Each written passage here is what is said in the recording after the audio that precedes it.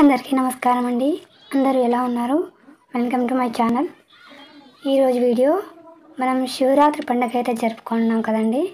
మరి శివరాత్రి అయిన తర్వాత కూడా స్వామిని సాగనంపడం కూడా అంతే నియమనిష్టలతో ఉద్యాపన ఎలా ఇవ్వాలి, అలాగే శాస్త్రోక్తంగా ఎలా ఇవ్వాలి అనేది మనం ఏ పూజ చేసినా ప్రతి ఒక్కటి నియమనిష్టలతో శాస్త్రోక్తంగా చేసినాం కదా. మరి ఆయనను సాగనంపడం కూడా అంతే శాస్త్రోక్తంగా చేసినప్పుడే మనకు పూజ ఫలితం 100% దక్కి తీరుతుంది. ఇది 100% నిజమండి. మరి ఈ వీడియోలో మనం చూద్దాము ఎలా చేయాలి, ఉద్యాపన ఎలా ఇవ్వాలి అనేది కూడా ఈ వీడియోలో చూద్దామండి. Welcome to my channel. మన ఛానల్ని ఫస్ట్ టైం ఎవరైనా చూస్తుంటే తప్పకుండా సబ్స్క్రైబ్ చేసుకోండి. అలాగే వీడియోలో అనిపించిందో కమెంట్ చేయండి, లైక్ చేయడం మాత్రం మర్చిపోకండి ఫ్రెండ్స్. మొదట మనము అంటే శివరాత్రి అయిన మరుసటి రోజున ఉపవాసం ఉంటాం కదా. ఆ రోజున మనము రకరకాల పదార్థాలు చేసి స్వామివారికి నైవేద్యంగా అయితే నివేదించి మనం ఉపవాస దీక్షను విరమిస్తాము కదా. అలా విరమించిన తర్వాత స్వామివారికి నివేదించినటువంటి ఈ ప్రసాదాన్ని ఏం చేయాలి? అకస్మాత్తు మనం తినేయచ్చు. సాయంత్రంలో ఉదయం చేసింటాం కాబట్టి నైవేద్యాలను స్వామివారికి సమర్పించుంటాం కాబట్టి సాయంత్రంకి మనము తినేయచ్చు. ఆ ప్రసాదాన్ని ఏమీ తప్పు లేదు. కాకపోతే కొంచెము లేట్ అయింది, చూసుకోలేదు, ఏదైనా పురుగు పుట్ర పారాడి ఉంటుంది అనే డౌట్ ఉంటే ఇలా చక్కగా ఆవుకు పెట్టండి. ఇంతకన్నా మంచి పుణ్యం అనేది ఈ లోకంలో లేదండి. మీకు దగ్గరలో ఆవు ఉంటే తప్పకుండా మాత్రం మీరు ఆవుకు సమర్పించండి. గోమాత, లక్ష్మీదేవి, భూమాత, అన్ని దేవతలు 100-300 అంటే కొన్ని కోట్ల మంది దేవతలు ఆవులో నిక్షిప్తమై ఉంటాయి కదండి. మరి అంతటి పూజా ఫలితాన్ని మనం సమర్పిస్తున్నాము, చేసేస్తాము అంటే అది మన గోవు వల్ల మనకు లభిస్తుంది అన్నమాట. కాబట్టి ఆ ప్రసాదాన్ని గోవుకు నివేదించండి, స్వామివారి ప్రసాదాన్ని సమర్పించండి. అలా ఇచ్చిన తర్వాత ఇక మనము పూజ చేసుకుంటాం కదా, అభిషేకాలు పూజలు అన్నీ చేయింటాం కదా ఆ రోజు నైటు. మరి స్వామివారిని ప్రతిష్ఠించిన తర్వాత తీసుకోవాలి. అంటే స్వామివారిని అలాగే పెట్టలేం కదండి. ఎప్పుడైనా అంతే, ఏ పూజలైనా కూడా అంతే కదా, మనం అలాగే ఉంచలేం కదా. ఆ పూజ చేసాము అంటే షోడశోపచార పూజ చేసి మనం ప్రతి రకంగా కూడా స్వామిని పూజించి ఏ విధంగా అయితే మనము ఉపచారాలు చేసింటామో స్వామివారిని కదిలించేటప్పుడు కూడా అంతే ఉపచారాలు చేయాలండి. అంటే షోడశోపచార పూజ అవసరం ఏం లేదు, కానీ స్వామివారికి చేసేటప్పుడు గంధం సమర్పించాలి. మొదట స్నానాలు పానాలు ఏం అవసరం లేదు, కానీ దీపం వెలిగించి ధూపం చూపించాలి. మొదట మనం చేయాల్సినటువంటి పని అదన్నమాట. మీ దగ్గర పూలు ఉంటే ఒక 2 పూలు పెట్టి స్వామివారికి, కానీ ఏ దేవత అయినా పర్వాలేదండి, ఏ దేవరికైనా పర్వాలేదు, మీరు చేయాల్సిన మొట్టమొదటి పని ఆ రోజు మనం పూజ చేసాము, నెక్స్ట్ డే తీస్తున్నాము, ఎలా తీయాలి, ఎలా కదపాలి, అందరికీ డౌట్ అయితే ఉంటుంది కదా. అప్పుడైతే మనము చేయాల్సిన మొట్టమొదటి పని స్వామివారికి నమస్కారం చేసుకొని, స్వామి నిన్ను ఆ రోజున ఈ దినమున మేము పూజ అయితే చేసుకున్నాము, మమ్మల్ని కరుణించి మరలా సంవత్సరం మా దగ్గరికి మరలా రావయ్య మా చేత పూజలు అందుకోవడానికి అని చెప్పి మీరు నమస్కారం చేసుకొని తర్వాత ధూపాన్ని చూపించి దీపాన్ని దర్శించి ఆ రోజు ప్రత్యేక నైవేద్యం ఏదైనా చేయాలండి. కొబ్బరికాయ కొట్టాలండి తప్పనిసరి. అలా చేసిన తర్వాతనే మరలా స్వామికి కర్పూర నీరాజన మాత్రం ఇవ్వాలి. ఇచ్చిన తర్వాతనే మనము స్వామివారికి కుడివైపున కదపాలి. మొదట కుడివైపున కదులుతూ ఒక మంత్రాన్ని చదవాలన్నమాట. ఆ మంత్రం ఏమిటో కూడా చెప్తానండి. అలాగే కుడివైపు కదుపుతూ తర్వాత స్వామివారిని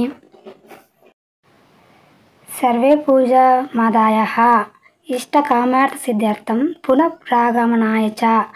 ప్రతి సంవత్సరం కూడా ఇలాగే వచ్చి నా చేతిలో మా ఇంటిలో పూజ చేయించుకో స్వామి, నా చేతుల మీదుగా అంటే నమస్కారం చేసుకున్న తర్వాత మనం కుడివైపున మొదట కలిపి తర్వాత స్వామివారిని 3 సార్లు పైకి లేపి తర్వాత మనము ఉద్యాపన అలా ఇవ్వాలన్నమాట.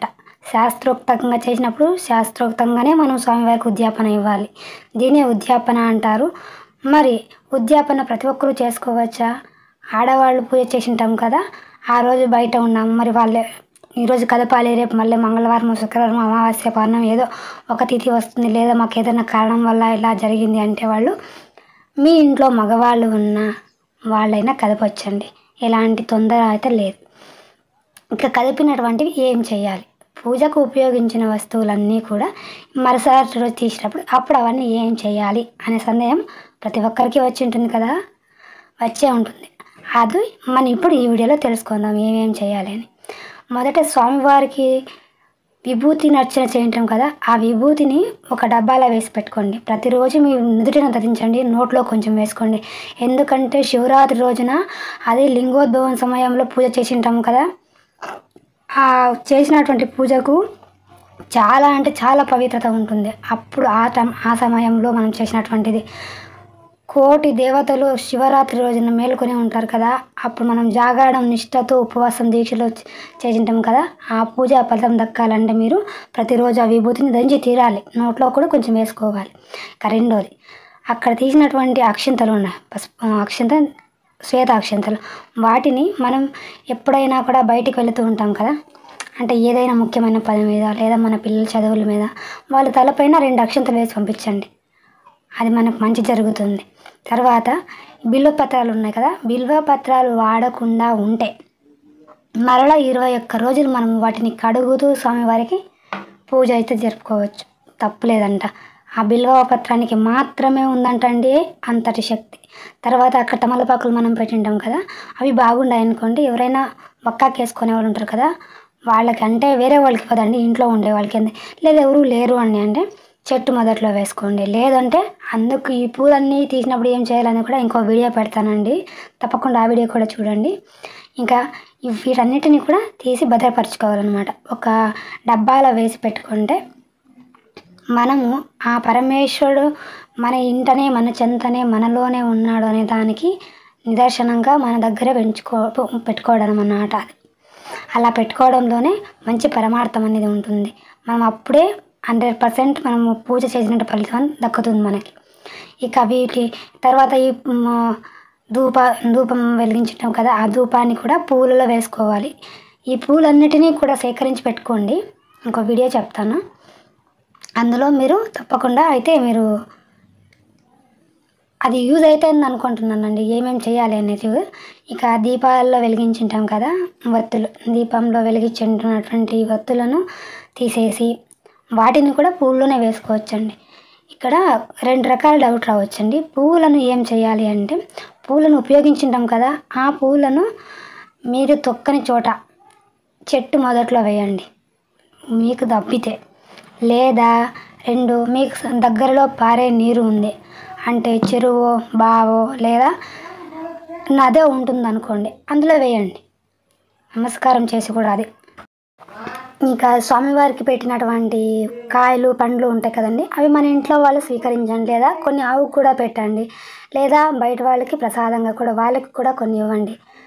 ఇక అక్కడ తీసినటువంటి దక్షిణ పెట్టింటాం కదా, వక్కలైతే మనము మళ్ళీ ఉపయోగించుకోవచ్చు, లేదా వక్కాకి వేసుకునేటువంటి వారికి ఇవ్వండి. లేదంటే దక్షిణ ఉంటుంది కదా, ఆ దక్షిణ మనం ఉండి ఉంటుంది కదా, ఆ ఉండిలోకి వేసి పెట్టుకోండి. ఇంట్లో ఒక ఉండి, ప్రతి దేవస్థానం అంటే పూజా మందిరంలో ఉండి అనేది ఉంటుంది, లేదా మీ దేవాలయంలో వెళ్ళినప్పుడు అక్కడైనా వేసిరండి, అది స్వామివారి సొత్తు కాబట్టి మనం అక్కడికే సమర్పించాలి. మళ్ళీ ఇక్కడ అఖండ దీపం పెట్టుకొని ఉంటాం కదా, అఖండ దీపాన్ని కూడా అంతేనండి, నిష్టతో కలపాలి. నమస్కారం స్వామివారి నామాన్ని చెప్పుకుంటూనే కదిపి అఖండ దీపం కింద ఉపయోగించినటువంటి ధాన్యాన్ని ఏం చేయాలనేది చాలా పెద్ద, అంటే వీడియో ప్రాసెసింగ్ జాస్తి ఎక్కువ ఉంటుందండి, అంటే కొన్ని లేట్ అవుతుంది వీడియో రావడం ఇది, ఎందుకంటే అందుకు చాలా ప్రిపరేషన్స్ ఉన్నాయి ఈ వీడియో కోసము, అందుకోసం నేను ఈ వీడియోకి పెడతానండి, కాకపోతే కొంచెం లేట్ అవుతుంది. అలాగే ఇక్కడ గణపతి స్వామి వారికి కూడా మనం పూజ చేసుకుంటాం కదండి, స్వామివారి దగ్గర పెట్టినటువంటి ఆకులు, తమలపాకులు అంటే తాంబూలము, పువ్వులు, స్వామివారికి సమర్పించినటువంటి అక్షింతలు, ఆ అక్షింతలు కూడా అంతేనండి, ఒక డబ్బాలో వేసి పెట్టుకోండి. మీ పిల్లలు లేదా మీ ఇంట్లో మీ భర్త లేదా మీరు ఎక్కడైనా ఇంపార్టెంట్ పని మీద వెళ్తున్నారు అనుకోండి, లేదా ఏదైనా శుభకార్యాలు అంటే వేరే ఏ కారణమైనా పర్వాలేదు, తల మీద వేసుకొని వెళ్ళండి, చాలా మంచిది. మీరు అనుకున్న పనులైతే నెరవేరుతాయని చెప్తారు. ఎందుకంటే ఆ రోజున చేసినటువంటి ఆ పూజకు ఆ మంత్రానికి చాలా శక్తి ఉంటుంది. మనము అష్టోత్తరం చదివి లేకపోతే స్వామివారి సహస్రనామాలు చదివి ఆ స్వామివారిని తలుచుకుంటూ అప్పుడు పూజ చేయింటాం కదా. అక్షింతలలో ఆ స్వామివారి మంత్రాక్షతలు అంటారు కదా వాటిని. అలా అన్నమాట మనం మంత్రించినటువంటిది మనము ఎక్కడికో పోయి దేవస్థానంలో స్వామివారిని మంత్రించుకోరావడం కదండి. మనం ఇంట్లో పూజ చేసినా కూడా ఎంత నిష్ఠగా చేసింటాం కదా, మరి ఆ నిష్టే ఆ అక్షంతలు కూడా కొలవై ఉంటుందన్నమాట. ఇంకా వీటన్నిటి తీసి ఇలా పెట్టుకొని అంటే క్లీన్ చేసుకోవడానికి తీసేస్తామన్నమాట. క్లీన్ చేసుకొని పెట్టుకోవడం. మంగళవారం ఆ రోజు మంగళవారం అంటే నెక్స్ట్ డే తీయకండి. బుధవారం 3వ రోజున కదపచ్చు, పర్వాలేదు. ఇలా అన్నీ కూడా అంటే ఇలా అరేంజ్ చేసుకోవాలంటే ఇవన్నీ తీసి ఒక ప్లేట్లో వేసి పెట్టుకుంటే మీకు ఏ రోజు ఉందో అంటే మంగళవారం తీయకూడదు, శుక్రవారం తీయకూడదు. అమావాస్య వచ్చిందనుకోండి పండగ అయిన తిరుగు రోజు అప్పుడు తీయకూడదు. అర్థమవుతుంది అనుకుంటున్నాను మీకు. మరి ఇక్కడ ఆ రోజు మనము శివయ్య మాత్రమే కాకుండా ఇంట్లో ఉన్న పూజా మందిరంలో ఉన్న ఫోటోలకు అన్నిటికీ కూడా మనం పూజను అయితే జరుపుకొని ఉంటాం, పూలను అయితే పెట్టుకొని ఉంటాం కదా. మరి ఈ పూలను కూడా చెప్పారు ఇందాక, అది కాకుండా ఉంటే మీకు నది లేదు, చెరువు లేదు, బావి లేదు, చెట్ల దగ్గర వేస్తే తొక్కుతారనే భయం ఉంది అనేవాళ్ళు ఏం చేయాలనేది కూడా వీడియో పెడతాను. ఆ వీడియో మాత్రం తప్పకుండా చేయండి. అది చాలా యూస్ఫుల్ వీడియో, మీకు అందరికీ యూజ్ అవుతుందని అనుకుంటున్నాను. సింపుల్ వీడియో, కాకపోతే అది కూడా లేస్ ప్రాసెస్. నేను వీడియో అయితే మీరు పెట్టడానికి ట్రై చేస్తానండి. అర్థమైంది అనుకుంటున్నాను మీకు. ఇంకా ఇవన్నీ తీసేసి ప్లాస్టిక్ పూలను కూడా అలంకరించానండి ఆ రోజు. మరి ఆ రోజున పూలన్నిటి కూడా తీసేసి ప్రతి ఒక్కటి నిర్మానుష్యం చేయాలన్నమాట. అంటే ప్లాస్టిక్ పూలు నిర్మానుష్యం అంటే అది కదండి. ప్లాస్టిక్ పూలను తీసేసి మన వాటిని కొంచెం కడిగి ఆరబెట్టి వాటిని కవర్లో వేసి భద్రపరచుకోండి. ఎందుకంటే నెక్స్ట్ మనం పూజ చేసేటప్పుడు కావాల్సి వస్తుంది కదా. ప్రతి ఒక్కరికి తెలిసే ఉంటుంది, నేనేం కొత్తగా మీకు చెప్పాల్సిన అవసరం ఏమి ఉండదు. ఈ కాలంలో ఎవరండి మూర్ఖులు, అందరూ తెలివైన వాళ్ళే ఉన్నారు.